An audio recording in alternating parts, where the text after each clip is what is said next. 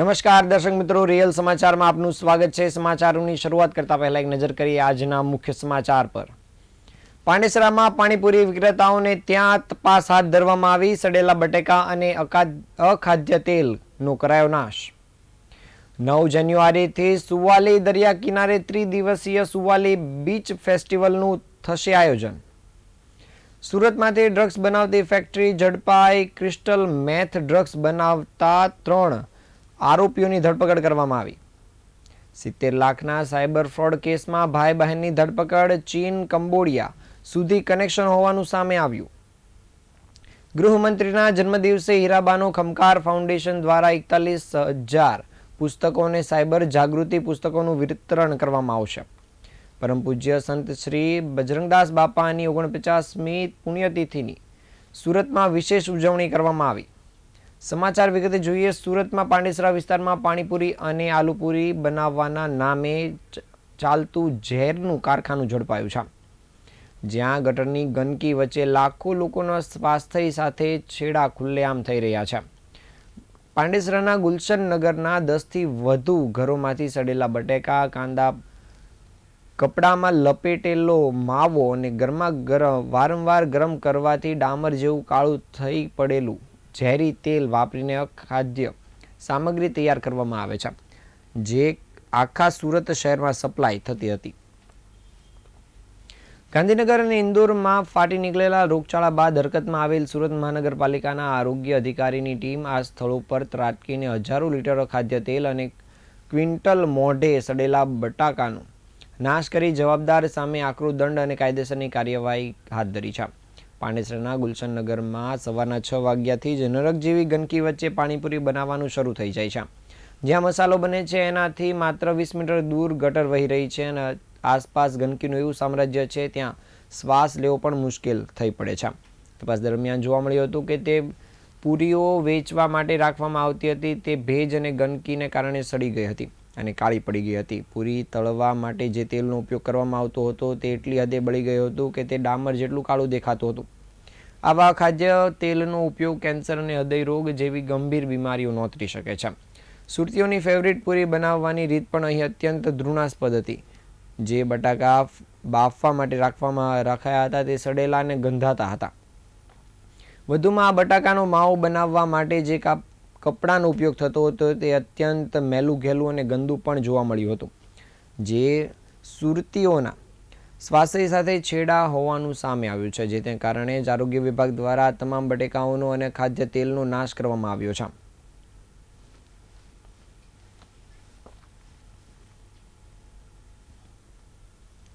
રાજ્યના દરિયા કિનારાના પ્રવાસન સ્થળો અને વિવિધ બીચોના વિકાસ માટે રાજ્ય સરકાર સક્રિયપણે કાર્ય કરી રહી છે। જેના ભાગરૂપે ગુજરાત પ્રવાસન નિગમ અને સુરત જિલ્લા વહીવટીતંત્ર દ્વારા આગામી 9 થી 11 જાન્યુઆરી દરમિયાન સુરત નજીક આવેલા સુવાલી દરિયા કિનારે ત્રિદિવસીય સુવાલી બીચ ફેસ્ટિવલ યોજાશે। બીચ ફેસ્ટિવલને 9મી જાન્યુઆરીના રોજ સાંજે નાયબ મુખ્યમંત્રી હર્ષ સંઘવી અને કેન્દ્રીય જળશક્તિ મંત્રી CR પાટીલના હસ્તે ખુલ્લો મૂકવામાં આવશે।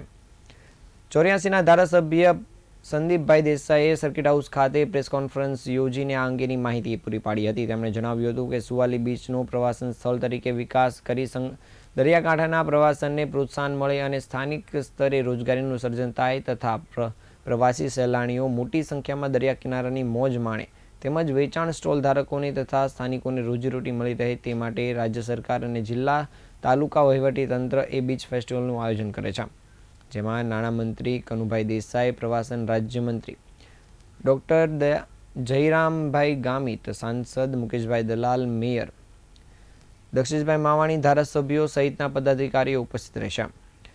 આ બીચ ફેસ્ટિવલ દરમિયાન પ્રખ્યાત ગાયક સંગીતકારો અને ગાયન કલાકારો શ્રોતાઓને ગીત સંગીતથી ડોલાવશે। તારીખ 9મીની સાંજના રોજ ઓસમાન મીર અને આમિર મીર તેમજ 10મી સાંજે ભૂમિ ત્રિવેદી અને 11મી જાન્યુઆરીની સાંજે સાંત્વની ત્રિવેદી સુરોની રમઝટ બોલાવશે।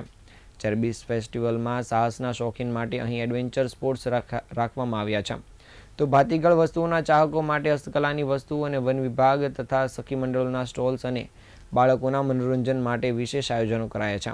સુરતની સ્વાદપ્રિય જનતા માટે ફૂડ કોર્ટની વ્યવસ્થામાં નાગલીની વાનગી ડાંગી ડીશ, ઉંબાડિયું, મિલેટ ફૂડ જેવી પરંપરાગત અને અવનવી વાનગીઓના પણ વિવિધ ફૂડ સ્ટોલ ઊભા કરવામાં આવ્યા છે.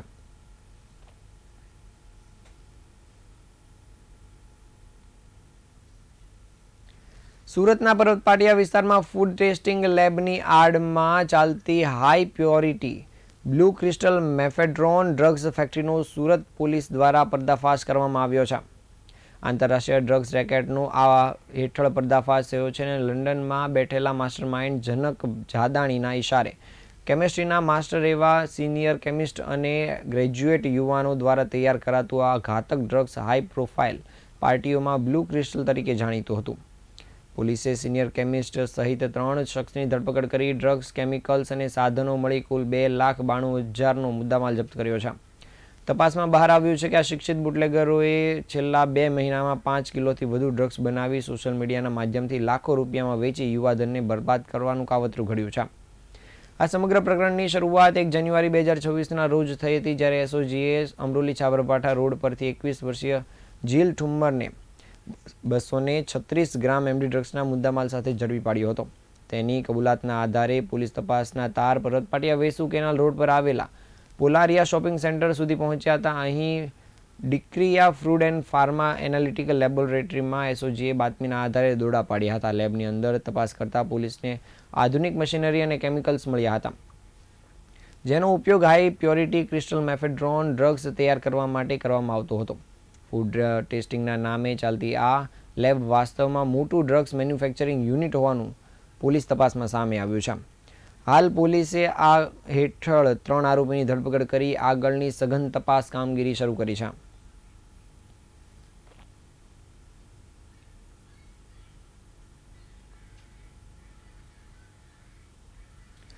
સુરતના એક એન્જિનિયર સાથે થયેલા 70 લાખના મોટા સાયબર ફ્રોડ કેસમાં સુરત સાયબર સેલે ચોંકાવનારો ખુલાસો સામે આવ્યો છે.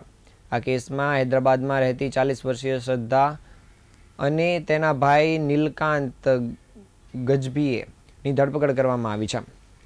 તપાસમાં ખુલ્યું છે કે આ સમગ્ર રેકેટના તાર સીધા કંબોડિયા અને ચીનના સાયબર માફિયાઓ સાથે જોડાયેલા છે. આ કેસની મુખ્ય આરોપી શ્રદ્ધાની પ્રોફાઇલ જોઈને ખુદ પોલીસ પણ સ્તબ્ધ રહી ગઈ હતી. તાઇવાનથી ચાઇનીઝ ભાષામાં ઉચ્ચ અભ્યાસ કરનાર બહુભાષી અને ઉચ્ચ શિક્ષિત મહિલા કોઈ કોર્પોરેટ લીડર બનવાને બદલે ચીન સાયબર ઠગોની રિચાર્જ એજન્ટ બની ગઈ હતી. નોકરી.com મારફતે શ્રદ્ધાનો સંપર્ક કંબોડિયામાં કાર્યરત એક ચીન કંપની સાથે થયો હતો. ચાઇનીઝ ટ્રાન્સલેટર તરીકે જોબ ઓફર કરી વિઝા અને ટિકિટ અપાવી તેને કંબોડિયા બોલાવવામાં આવી હતી. ત્યાં પહોંચ્યા બાદ ખબર પડી હતી કે આ કંપની હની ટ્રેપ, ડિજિટલ અરેસ્ટ અને ઇન્વેસ્ટમેન્ટ ફ્રોડ ચલાવતી સાયબર ફેક્ટરી હતી, જ્યાં AI ટેકનોલોજીથી અવાજ બદલીને લોકો સાથે છેતરપિંડી થતી હતી. પરિસ્થિતિ ન ગમતા શ્રદ્ધા 2 મહિનામાં ભારત પરત આવી હતી, પરંતુ ચીની મેનેજર લીછમ સાથે સંપર્ક ચાલુ રાખ્યો હતો. ભારત આવ્યા બાદ લીછમના કહેવાથી શ્રદ્ધાને તેના ભાઈએ માત્ર 2 દિવસમાં જ 430 સિમ કાર્ડ્સ રિચાર્જ કર્યા હતા, જે ભારતભરમાં ફ્રોડ કોલ માટે ઉપયોગમાં લેવાતા હતા.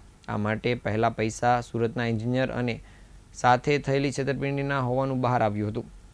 કુલ રૂપિયા 172 લાખમાંથી 73,000નું કમિશન બંને ભાઈઓ લેતા હતા. સુરત સાયબર સેલે આ છેતરપિંડીના ઘટનામાં હૈદરાબાદ અને નાગપુરમાં દરોડા પાડીને ભાઈ બહેનની ધરપકડ કરી છે, જ્યારે કોર્ટ દ્વારા 4 દિવસના પોલીસ રિમાન્ડ મંજૂર કરવામાં આવ્યા છે. હાલ પોલીસ દ્વારા સઘન તપાસ શરૂ કરવામાં આવી છે, જે દરમિયાન દેશભરમાં 34થી વધુ ફરિયાદ નોંધાઈ હોવાનું સામે આવ્યું છે.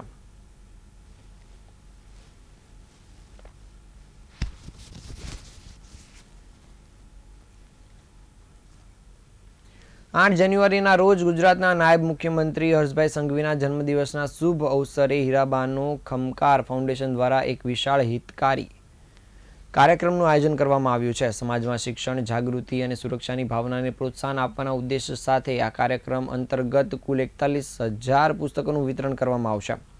આ સાથે સાથે આજના સમયમાં વધી રહેલા સાયબર ગુનાઓને ધ્યાનમાં રાખીને નાગરિકોમાં જાગૃતિ ફેલાવવાના હેતુથી સાયબર ફ્રોડ અંગે માર્ગદર્શન આપતી 41,000 માહિતી પુસ્તિકાઓનું પણ વિતરણ કરવામાં આવશે. આ પુસ્તિકાઓમાં ઓનલાઈન છેતરપિંડીથી બચવાના ઉપાય, ડિજિટલ સુરક્ષા અંગેની માહિતી અને સાવચેતીના મહત્વપૂર્ણ સૂચનો સમાવિષ્ટ કરાયા છે, જેથી સામાન્ય નાગરિકો સાયબર ગુનાઓથી પોતાની સુરક્ષિત સુરક્ષા રાખી શકે. ફાઉન્ડેશન દ્વારા આપવામાં આવેલી માહિતી મુજબ આ પુસ્તક વિતરણ અભિયાન માત્ર એક કાર્યક્રમ નહીં પરંતુ સમાજને જ્ઞાનથી સશક્ત બનાવવાની એક અભિયાન છે. શિક્ષણ દ્વારા માનસિક વિકાસ અને જાગૃતિ દ્વારા સુરક્ષા, આ બંને બાબતોને એક સાથે જોડતો આ પ્રયાસ સમાજના દરેક વર્ગ સુધી પહોંચે તે માટે ફાઉન્ડેશન દ્વારા એક અનોખો પ્રયાસ કરાયો છે.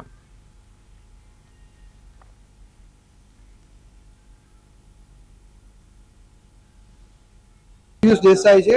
હું હીરાબાનો ખમકાર ફાઉન્ડેશન ચલાવું છું અને એની અંદર અમે દીકરીઓને મદદ પહોંચાડીએ છીએ સ્કૂલની ફીસ તરીકે. હર્ષભાઈ સાહેબનો જન્મદિવસ છે જ્યારે 41મો, ત્યારે અમે પોતે 41,000 જેટલી નોટબુક વિતરણ કરી રહ્યા છીએ કે જેનાથી સ્કૂલની અભ્યાસ કરતા વિદ્યાર્થીઓને આ મદદ પહોંચી શકે. અને બીજું કે અવેરનેસ માટેનું છે કે જેની અંદર સાયબર ફ્રોડ થઈ રહ્યું છે કે એપ્લિકેશનો માધ્યમથી, તો એ વિષયની અંદર અમે એક નાની એવી બુક બહાર પાડી છે જે 41,000 જેટલા પરિવારોમાં જશે અને જેનાથી અમે જાગૃતિ લાવી શકીએ. આ જે છે આવતીકાલે 8 તારીખથી વિતરણ થશે અને 8 તારીખની અંદર દરેક સ્કૂલોની અંદર અમે આ વિતરણ પહોંચાડીશું. સુરતના અમરોલી વિસ્તારમાં પરમ પૂજ્ય સંત શ્રી બજરંગદાસ બાપાની 49મી પુણ્યતિથિની ભવ્ય ઉજવણી કરવામાં આવી હતી, જેમાં મોટી સંખ્યામાં ભક્તજનોએ ભાગ લીધો હતો. સુરત શહેરના અમરોલી વિસ્તારમાં આજ રોજ અખંડ ધૂનની સાથોસાથ પાલખી યાત્રાનું ભવ્ય આયોજન કરવામાં આવ્યું હતું. અમરોલી વિસ્તારમાં પરમ પૂજ્ય સંત શ્રી બજરંગદાસ બાપાની 49મી પુણ્યતિથિ ઉજવણીના ભાગરૂપ બાપા સીતારામ મંડળ મિત્ર મંડળ દ્વારા શાંતિનગર કોસાડ દ્વારા બાપા સીતારામ મંદિર ખાતેથી સવારના 8 વાગે ભજનનો કાર્યક્રમ રાખવામાં આવ્યો હતો, જ્યારે બપોરે 3 કલાકે પાલખી યાત્રાનું ભવ્ય આયોજન કરવામાં આવ્યું હતું. જ્યારે સાંજે 1500થી 2000 ભક્તોનો ભંડારાનું પણ આયોજન કરાયું હતું. કાર્યક્રમને સફળ બનાવવા માટે જીતેન્દ્રભાઈ પિત્રોડા, હરદેવભાઈ સિંધવ, ડાયાભાઈ વિરાટ, અતુલભાઈ માયાવંશી, મોહનભાઈ વણજારા સહિતના લોકોએ ખૂબ જ ભક્તિભાવ સાથે કાર્ય કર્યું હતું. જ્યારે ઓમ શાંતિનગર સોસાયટીના રહીશો અને ભક્તજનોએ મોટી સંખ્યામાં આ પાલખી યાત્રામાં તેમજ કાર્યક્રમમાં ઉપસ્થિત રહ્યા હતા અને ભક્તિભાવ સાથે મહાઆરતી અને પ્રસાદીનો લાભ લીધો હતો.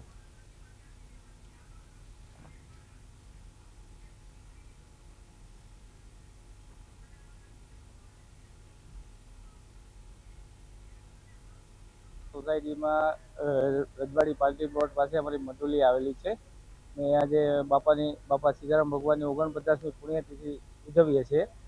સવારના ભજનની પ્રોગ્રામ હતો, બપોર પછી અમારે પાલખી યાત્રાનો પ્રોગ્રામ ચાલુ છે અત્યારે, ને સાંજે અમારે લગભગ 1500થી 2000 માણસની પ્રસાદીનું આયોજન કરેલું છે. એ લગભગ અમને સોસાયટીનો સાથ સહકાર અને ફૂલ મળ્યો છે અને બાપાના આશીર્વાદ ને ખૂબ મળેલું છે. 1992થી વિદેશ અભ્યાસ ક્ષેત્રે વિશ્વસનીય નામ બનેલી ગ્લોબલ એજ્યુકેશન સ્પેશિયાલિસ્ટ દ્વારા આજે હોટલ લોર્ડ્સ પ્લાઝા ખાતે યોજાયેલ ગ્લોબલ યુનિવર્સિટી એક્સપો 2026નું આયોજન કરવામાં આવ્યું હતું, જેમાં વિદ્યાર્થીઓનો ખૂબ ભારે પ્રતિસાદ સાંપડ્યો હતો. આ એક્સપોમાં વિશ્વની 90થી વધુ પ્રતિષ્ઠિત આંતરરાષ્ટ્રીય યુનિવર્સિટીઓની સીધી હાજરી જોવા મળી હતી, જ્યાં 500થી વધુ વિદ્યાર્થીઓએ ભાગ લઈ વિદેશ અભ્યાસ અંગે માર્ગદર્શન મેળવ્યું હતું. વિદ્યાર્થીઓને 20 લાખ સુધીની સ્કોલરશીપ, જ્યારે 2 લાખ સુધીની ફી એપ્લિકેશન સપોર્ટ તેમજ સ્ટડી ટુ PR પાથવે અંગે વિશેષ કાઉન્સેલિંગ પણ કરવામાં આવ્યું હતું. વિશેષ આકર્ષણ તરીકે હવે ટ્રાન્સગ્લોબ સાથે ક્રેડિલિયા એજ્યુકેશન લોનની સુવિધા પણ જોડાય છે, જેમાં સરળ લોન પ્રોસેસ, ઝડપી મંજૂરી અને સંપૂર્ણ માર્ગદર્શન ઉપલબ્ધ છે. આ પહેલથી વિદેશ અભ્યાસ હવે માત્ર સપનું નહીં પરંતુ એક સુવ્યવસ્થિત અને આયોજનબદ્ધ યાત્રા સ્પષ્ટ રીતે સાબિત થશે. ટ્રાન્સગ્લોબની સુરત સ્થિત વરાછા વિસ્તારમાં આવેલી શાખાઓ, જ્યારે મોટા વરાછાની AR મોલની શાખા, તો કતારગામની લક્ષ્મી એન્કલેવની શાખા તેમજ સરથાણા જકાતનાકા વિસ્તારમાં આવેલી જ્યોતિ બિઝનેસ સેન્ટરની શાખા પરથી વિદ્યાર્થીઓને સતત માર્ગદર્શન પૂરું પાડવામાં આવે છે. ગ્લોબલ યુનિવર્સિટી એક્સપો 2026એ ફરી એકવાર સાબિત કર્યું છે કે યોગ્ય માર્ગદર્શન સાથે વિદેશ અભ્યાસની દિશામાં સફળતા શક્ય બને છે. મારું નામ જિગ્નેશ આહિર છે. હું ઓસ્ટ્રેલિયા હેડ કાઉન્સિલર છું. અમારી સંસ્થા ટ્રાન્સગ્લોબ એજ્યુકેશન દ્વારા આજ રોજ તારીખ 7 જાન્યુઆરી 2026ના રોજ એક ગ્લોબલ યુનિ એક્સપોનું આયોજન કરવામાં આવેલું છે, જ્યાં 90થી પણ વધારે યુનિવર્સિટીએ પાર્ટિસિપેટ કરેલું છે અને 1000થી પણ વધારે સ્ટુડન્ટ્સે વિઝિટ કરેલી છે. આ ગ્લોબલ યુનિ એક્સપોમાં સ્ટુડન્ટ્સને એક અબાઉટ કોર્સ વિશે, સ્કોલરશિપ વિશે અને ફ્યુચર ઓપોર્ચ્યુનિટી વિશે કે કરિયરમાં શું કરવું એના વિશે અમે માર્ગદર્શન આપેલું છે. એની સાથે સાથે જે બી ઇંગ્લિશ સ્પીકિંગ કન્ટ્રીમાં સ્ટુડન્ટને જવું છે તો એમાં જેની એક્ઝામ્સ આવે છે, જેમ કે IELTS, PTE, TOEFL, એમના પણ રિપ્રેઝેન્ટેટિવ અહીંયા હાજર છે અને એમને બી સ્ટુડન્ટ્સને સારું એવું ગાઈડન્સ આપેલું છે કે કેવી રીતે એક્ઝામ આપી શકે અને સારી એવી ટોપ યુનિવર્સિટીમાં એડમિશન. નવસારીના કમલમ ખાતે વિકસિત ભારત રોજગાર અને આજીવિકા મિશન VBG રામજી અધિનિયમ 2025 અંગે ફેલાવવામાં આવતી ભ્રમણાઓ દૂર કરવા માટે પત્રકાર પરિષદ યોજવામાં આવી હતી. રાજ્યના આદિજાતિ વિકાસ મંત્રી નરેશ પટેલે અધિનિયમની જોગવાઈઓ વિશે સ્પષ્ટતા કરી હતી. મંત્રી નરેશ પટેલે પત્રકાર પરિષદમાં જણાવ્યું હતું કે વડાપ્રધાન નરેન્દ્ર મોદીના નેતૃત્વમાં સંસદના બંને ગૃહો દ્વારા પસાર થયેલો અધિનિયમ ગ્રામીણ વિકાસ માટે સીમાચિહ્નરૂપ સાબિત થયો છે. તેમણે કોંગ્રેસ સહિતના વિપક્ષી દળો પર ગ્રામીણ વિસ્તારમાં આ કાયદા વિશે ખોટો ભ્રમ ફેલાવવાનો આરોપ લગાવ્યો હતો.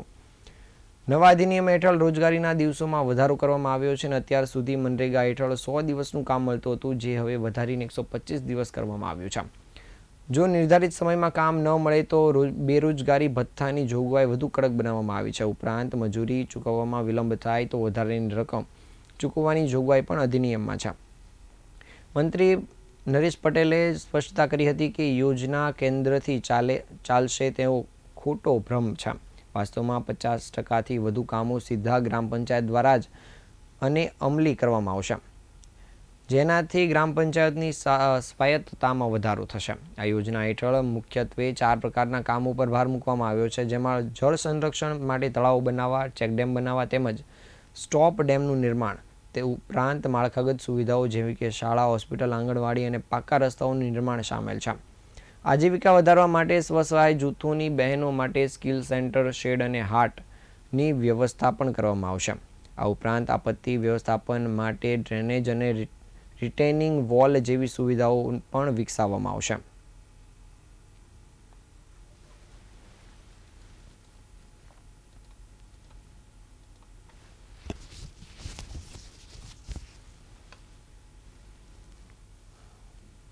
આ હતા આજના સમાચાર. નવા સમાચાર સાથે ફરી મળીશું. ત્યાં સુધી રજા આપશો. નમસ્કાર.